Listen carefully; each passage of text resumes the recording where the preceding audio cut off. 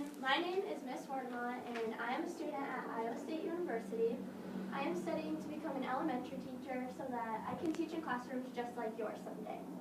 I am so excited to be able to teach you guys my very first lesson, which is going to be about key details of a story. Does anybody know what a detail of a story is?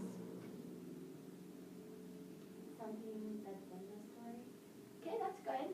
Does anyone have anything to add to that? Like something specific? Yep. Okay, so good, great ideas from everybody. Details are pieces of information that help tell a story. But today, we are going to look at what makes a detail a key detail. Now, can anybody tell me what a key like this is used for? Opening doors. Good. Any other ideas? To lock things. Okay. Or what's the opposite of lock? Does anyone know that? To unlock. Open, that's good. Alright, so good. A key is used to unlock something, just like a key detail is used to unlock the meaning of a story. To better understand key details, we are going to read the story, The Little Red Hen. On a farm, there lived many animals and birds. One day, Little Red Hen found a grain of wheat in the farmyard. She asked the other birds, "Who wants to plant this wheat?" The duck and the goose were lazy and quickly refused to do any work. So the little red hen planted the grain of wheat. When the wheat was ripe, the little red hen again asked the other birds, "Who will take the wheat to the mill?" The duck and the goose again ignored the little red hen and continued playing. When it was time to make bread with the flour, the little red hen did the work all by herself. At last, it was time to eat the bread. The duck and the goose stood close, thinking that they too would get a share.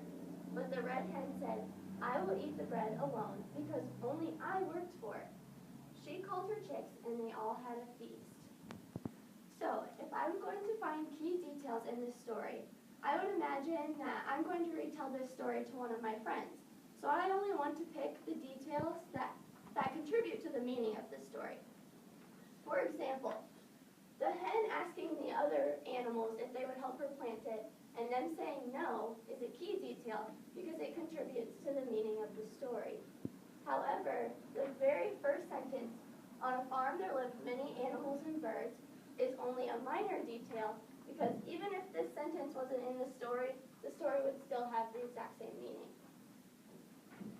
Alright, now I'm going to ask you guys to get into partners, so with your elbow partner or the person sitting next to you, and try to come up with 2 other key details that you think are in the story.